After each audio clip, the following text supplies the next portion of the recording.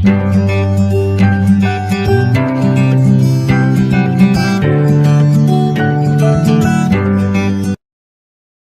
दर्शकों, आप हमारे चैनल डॉक्टर धर्मानंद एस्ट्रोलॉजी को लाल बटन दबाकर सब्सक्राइब करें और बेल आइकन दबाएं ताकि हमारे सभी कार्यक्रम ज्योतिष और अध्यात्म से संबंधित ज्ञान आप तक आसानी से पहुंचे।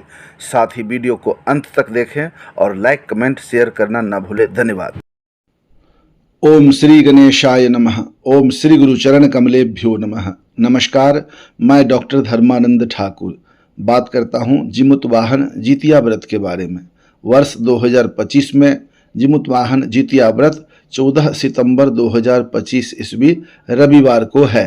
इस व्रत को माताएं संतान की दीर्घायु, लंबी उम्र के लिए एवं उनके जीवन में सभी प्रकार की सुख, शांति, संपत्ति, आनंद की प्राप्ति हो, इसलिए माताएं इस व्रत को रखती है।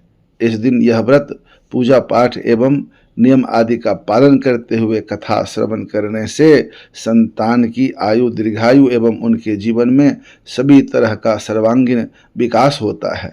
संतान सुरक्षित रहते हैं। यह व्रत प्रत्येक वर्ष आश्विन मास कृष्ण पक्ष की अष्टमी तिथि में किया जाता है।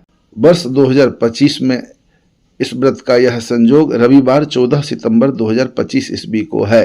इस दिन सप्तमी दिन में 8:50 तक रहेंगे। उसके बाद अष्टमी तिथि प्रारंभ होकर आगे तक चलेंगे। शास्त्रों के अनुसार मान्यता यह है कि इस व्रत के प्रभाव से संतान के जीवन में सुख, शांति आती है। आयु, दीर्घायु के साथ सभी प्रकार की उन्नति को प्राप्त करते हैं। इस व्रत के दौरान माताएं निर्जला उपवास करती हैं और विधिवत भगवान की पूजा पाठ आदि करती हैं। जिमुतवाहन व्रत की संक्षिप्त कथा कुछ इस प्रकार है। एक गंधर्व राजकुमार जिनका नाम जिमुतवाहन था, उनके पिता का नाम शालिवाहन एवं माता का नाम सभ्या थी। जिमुतवाहन के पिता बूढ़े हो गए थे। उन्होंने अपना राजपाट अपने बेटे को सौंप दिया और वानप्रस्थ आश्रम चले गए। जिमुतवाहन को राजा बनने का अवसर मिला, लेकिन उन्हें राजा पद और राजगद्दी से कोई लगाव नहीं था। उन्होंने राज्य का कामकाज अपने भाई को सौंप दिया और स्वयं अपने पिता की सेवा के लिए जंगल चले गए और वहां जाकर पिता की सेवा करने लगे। जंगल में रहते हुए जिमुतवाहन का विवाह मलयवती नामक राजकुमारी से हो गया। एक दिन वे जंगल में टहल रहे थे, तभी उन्हें एक बूढ़ी औरत जोर जोर से रोती हुई दिखाई दिया। जिमुतवाहन ने उनसे पूछा कि आप इतनी दुखी क्यों हो? तब उस महिला ने बताया, नाग वंश की स्त्री हूँ, मेरा एक ही बेटा है और मैं उनके बिना जी नहीं सकती। लेकिन हमारी प्रतिज्ञा है कि हर दिन मैं अपने वंश का एक नाग, पक्षियों के राजा गरुड़ को बलि स्वरूप देती हूँ। आज मेरे शंखचूड़ की बारी है। यह सुनकर जिमुतवाहन ने उसे शांत करते हुए कहा कि माँ, चिंता मत कीजिए, आज आपके बेटे को कुछ नहीं होगा, उसकी जगह मैं खुद बलि दूंगा। इसके बाद जिमुतवाहन ने उस महिला के बेटे शंखचूड़ से लाल कपड़ा लिया और बलि स्थान पर जाकर लेट गए। जल्दी ही पक्षीराज गरुड़ वहां पहुंचे। उन्होंने लाल कपड़ों में ढके हुए जिमुतवाहन को नाग समझ लिया और अपनी चोंच में दबाकर पहाड़ की ऊंचाई तक ले गए। लेकिन जब गरुड़ ने देखा कि उनकी चोंच में दबा जीव लगातार कहर रहा है और रो रहा है, तो उन्हें आश्चर्य हुआ। उन्होंने तुरंत पूछा, तुम कौन हो, यहाँ क्यों आए हो? तब जिमुतवाहन ने गरुड़ जी को सारी वृतांत बताया और गरुड़ जी सुनकर निस्वार्थ भावना और बहादुरी से बहुत प्रभावित हुए।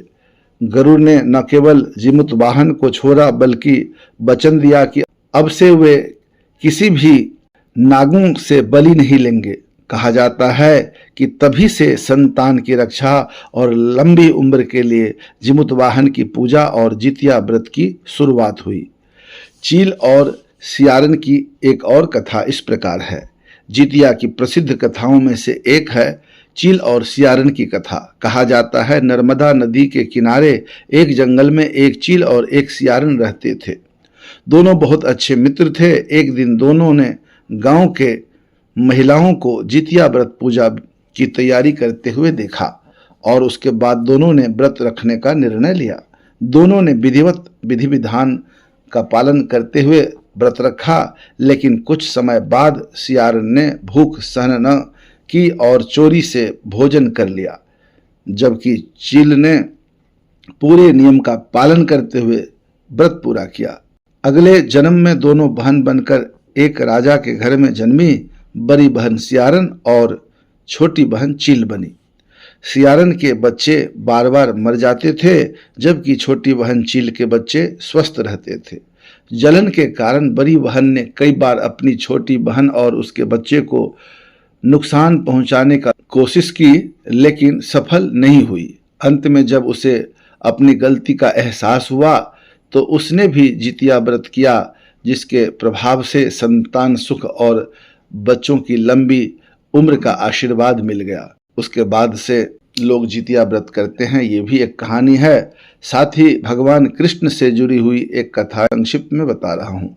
महाभारत काल में अश्वत्थामा ने जब पांचों पांडवों के पुत्र को मार दिया था और अर्जुन के पुत्र अभिमन्यु की पत्नी उत्तरा के गर्भ में पल रहे शिशु को नष्ट करने का प्रयास किया, तब भगवान श्री कृष्ण ने अपनी शक्ति से उस मृत शिशु को पुनः जीवित कर दिया। तब इस बच्चे का नाम जीवित पुत्रिका रखा गया था और माना जाने लगा कि संतान की रक्षा और लंबी आयु के लिए जितिया व्रत की परंपरा शुरुआत वहां से भी हुई। इस तरह की भी मान्यता है। इस कारण से भी लोग जितिया व्रत रखने लगे। वर्ष 2025 में आश्विन मास कृष्ण पक्ष की षष्ठी उपरांत सप्तमी तिथि अंग्रेजी तारीख 13 सितंबर 2025 ईस्वी शनिवार को रात्रि के अंतिम प्रहर में स्त्रियों का विशिष्ट भोजन उठगन है एवं आश्विन मास कृष्ण पक्ष की सप्तमी उपरांत अष्टमी तिथि रविवार अंग्रेजी तारीख 14 सितंबर 2025 ईस्वी को जीमुत वाहन जितिया व्रत है एवं इस दिन महालक्ष्मी व्रत भी है तथा 15 सितंबर 2025 ईस्वी आश्विन मास कृष्ण पक्ष की अष्टमी उपरांत नवमी तिथि सोमवार को जितिया व्रत का पारण है। इस दिन अष्टमी तिथि प्रातः 6:36 तक रहेंगे। उसके बाद नवमी तिथि प्रारंभ होंगे। इसी कारण से अष्टमी उपरांत नवमी तिथि में प्रातः 6:36 के बाद जितिया व्रत एवं महालक्ष्मी व्रत का पारण किया जाएगा। आप सबको जितिया व्रत एवं महालक्ष्मी व्रत की मंगलमयी बहुत बहुत शुभकामनाएं।